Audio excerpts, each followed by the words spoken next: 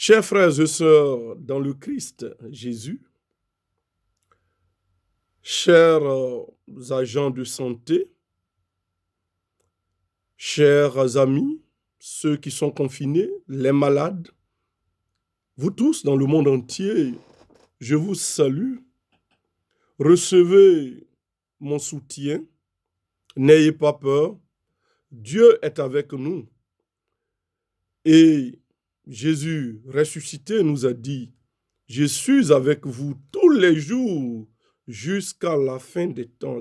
Il est avec nous dans la maladie, il est avec nous dans la joie, il est avec nous. N'ayons pas peur. Ouvrons nos cœurs pour être avec lui. J'interviens aujourd'hui encore pour aider, vous soutenir, parce qu'aujourd'hui, la guerre, elle est au niveau sanitaire, mais aussi au niveau du moral, au niveau du discours biblique, du discours théologique, du discours spirituel. Aujourd'hui, avec les réseaux sociaux et autres canaux de communication, nous écoutons beaucoup de choses, nous entendons beaucoup de choses. Il y a des esprits malins qui s'appuient sur la Bible, sur certains versets, qui les sélectionnent, certains versets bibliques, et présentent aujourd'hui l'image d'un Dieu qui vient exterminer le monde parce que nous sommes pécheurs, parce qu'il y a ceci, il y a cela. Aujourd'hui, on utilise ce que j'appelle le courant de pensée millénarisme et on fait une herméneutique biblique basée sur le genre apocalyptique, qui est un genre littéraire, pour nous dire que c'est la fin, c'est Dieu qui envoie ses anges pour exterminer les pécheurs, c'est fini, si on ne se convertit pas, c'est ceci, c'est cela, oui. C'est l'espace donné à ceux qui aiment sélectionner, prendre un petit verset biblique pour faire des développements, pour rendre les gens anxieux dans ce climat de peur au niveau social. On crée encore un climat de peur au niveau spirituel. Et ces pensées-là ne s'appuient pas sur une herméneutique logique de la Bible qui entre dans un cadre de la réalité. Parce qu'un verset biblique, pour l'interpréter, les exégètes connaissent bien, il faut maîtriser le contexte biblique, le contexte lointain, le contexte large, le contexte immédiat. On ne peut pas prendre un mythe dans les 11 premiers chapitres du livre de la Genèse pour actualiser aujourd'hui. On peut pas prendre le récit du déluge pour actualiser aujourd'hui. Celui qui fait cela, il ne connaît pas la Bible. Il ne connaît pas la Bible. Si tu t'en vas prendre le récit du déluge pour faire un parallélisme avec le coronavirus, désolé, mais ça c'est une sortie, c'est une déviation. Vous voyez, parti dans l'Ancien Testament, sélectionner 2 psaumes là, 2 versets, et puis diffuser un discours biblique faux. Excusez-moi, mais c'est faux. Rétablissons la vérité. L'image de Dieu que l'on a tendance à présenter aujourd'hui dans ce contexte, l'image d'un Dieu qui tue les pécheurs, l'image d'un Dieu qui extermine, est une image fausse de Dieu. Si Dieu devait exterminer le monde, c'est à la croix. Lorsque son fils est mort, lorsqu'on a tué son fils, le monde ne devait plus exister.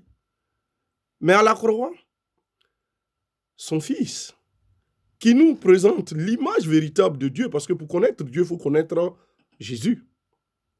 Vous voyez, je suis le chemin, la vérité et la vie. Vous voyez, qui m'a vu a vu le Père. Mais pour connaître le Père, il faut voir les œuvres de Jésus. Et tout ce que Jésus fait, c'est l'amour.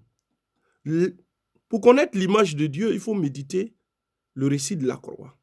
À la croix, Jésus crucifié va demander à son Père de pardonner. C'est pour cela en théologie, nous disons que la croix est le signe de l'amour véritable de Dieu. C'est le sommet de l'amour. Et Jésus lui-même nous dit, celui qui aime donne sa vie. Et dans le récit de la Passion, nous savons que Pierre voulait se venger, voulait réagir. Jésus dit non, laisse l'épée. Laisse l'épée. À la croix, c'est le pardon, c'est la miséricorde, c'est l'amour total. Jésus-Christ nous invite au pardon. Il nous pardonne, il nous interpelle face à nos fautes, à nos péchés. Il nous invite au changement, mais il ne nous dit pas qu'il va exterminer le monde. Le Dieu que nous adorons n'est pas un Dieu méchant. Ce n'est pas un Dieu qui agit comme nos génies dans nos forêts sacrées africaines. Le Dieu que nous adorons, c'est un Dieu qui lutte avec l'homme. C'est un Dieu qui partage tout avec l'homme. Raison pour laquelle son Fils est vrai Dieu et vrai homme.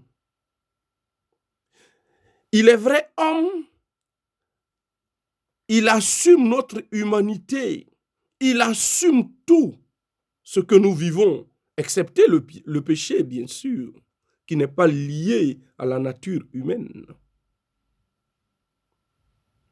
Parce que l'homme peut ne pas pécher s'il décide avec l'aide de Dieu. Donc aujourd'hui, dans cette situation, revoyons l'image de Dieu que nous présentons. Le coronavirus est une maladie. C'est un virus qui existe depuis longtemps, selon les experts, surtout chez les animaux, qui a muté chez l'homme. Et l'homme, le virus devient dangereux pour l'homme. Et donc aujourd'hui, les experts cherchent, avec l'aide de Dieu, ils trouveront la solution. Sachant que dans ce combat, il y a des milliers de personnes qui guérissent. En Italie, en Chine, il y a des milliers de personnes qui guérissent. Il y a la main de Dieu qui soutient. C'est Dieu qui nous aide. C'est Dieu qui fait que les experts trouvent des solutions et nous interpellent à suivre certaines mesures. Et donc, chers frères et sœurs, chers amis, là où vous vous trouvez, retenez quelque chose. Dieu ne nous abandonne pas. La fin du monde, personne ne sait, ni l'heure, ni le jour. Jésus-Christ lui-même nous dit, c'est son Père qui sait.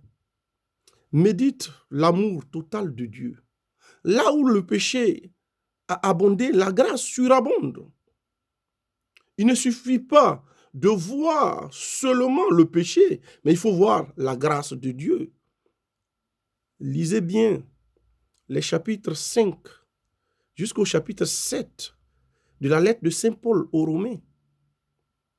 Chers frères et sœurs, si nous sommes des hommes de Dieu, si nous sommes des pasteurs, si nous sommes des théologiens, dans ce combat, rassurons la population. Aidons la population avec des versets bibliques, des textes bibliques vrais, dans un message théologique qui soutient, qui aide, qui interpelle, qui encourage, qui réconforte. C'est ce dont nous avons besoin. Merci, Père Djadji, Marius Hervé, curé de la paroisse de Sarre-Messire-Guillaume. À demain.